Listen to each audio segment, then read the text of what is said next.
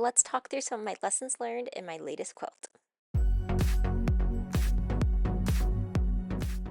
Welcome, I do sewing and DIY related content, and here is my latest quilt. So I absolutely love how it turned out, and while I didn't take videos of the entire making process, I saw that a couple of you were interested in the different items that I tried out for this quilt or some of my lessons learned, so I thought that I would do this fun little bonus video similar to how I did when I made a Pokemon quilt over the summer with some different techniques I tried while I made this quilt. Now, the first thing that I did differently for this one is, as you can see, this quilt is made up of quilt blocks. So it is made up of 4 shamrocks. And when I got the fabric, I really wasn't sure if I was going to have time to make an entire quilt before St. Patrick's Day this year. I know, obviously, like this is now in February, so it did get done. But I did try to use a different technique where I just started off making one quilt block. So basically, I only cut out the fabric for one. I allowed myself time to just make that one quilt block to see, did I like how it looked? Did I think that it was going to be something that was doable? That way I wasn't committing to a full quilt in case I just wasn't going to have time to do it, or it ended up being a lot trickier than I thought. And once I got the one quilt block done, it became a lot easier for me to see that, like, okay, I could do this.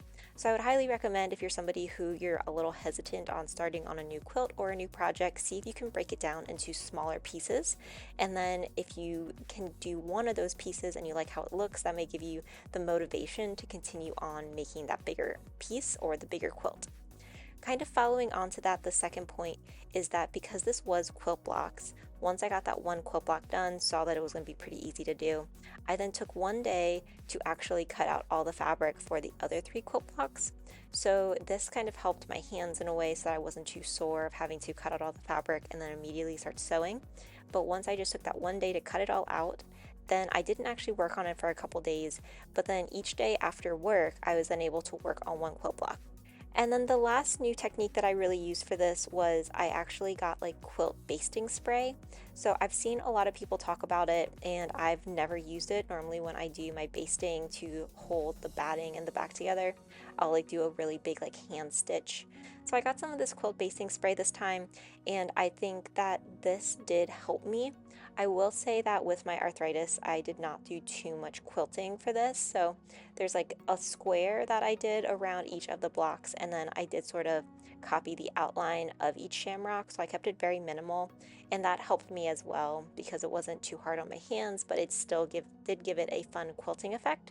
So if you're kind of in that boat as well, you could definitely try this quilt basting spray because it did hold. I did see some reviews saying it doesn't stay sticky for that long, and I did notice that, like, the stickiness went away very quickly, but it did let me get that initial quilting done to hold it in place, and then I could go through and do any extra details that I wanted to.